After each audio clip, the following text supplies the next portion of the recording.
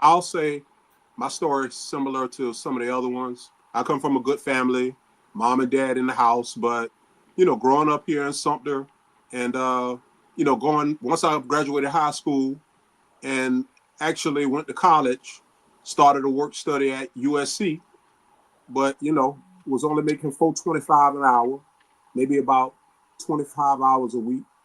But then I also had cousins here locally that was hustling, that was selling dope.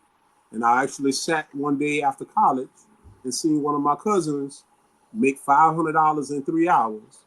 But I'm making 4.25 an hour back in the 90s at a work study while I'm in college. So it wasn't hard to understand that after I paid attention to what was going on, I thought I had all the sense. Had high school diploma. I thought I was smarter than the streets per se. And so anyway, I started selling dope.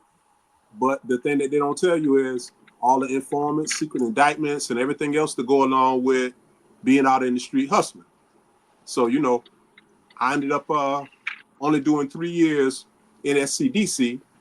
But if I went back again, they told me I was going to get 15 years violent. So, by the grace of God, I was able to only get 3 years. But by the time I started getting in trouble, I ended up with 13 felonies and 55 misdemeanors before I was able to get my pardon. But I'm kind of like my man that just spoke. I went through the process of getting my record pardoned and expunged. I have a CWP as well.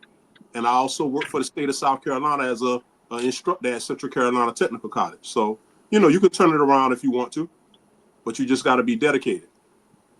And on that note, yo, I salute you. You feel me? Same to you, brother.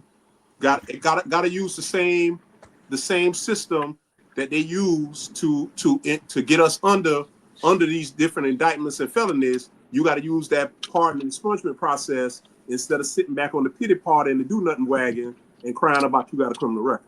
Right? And you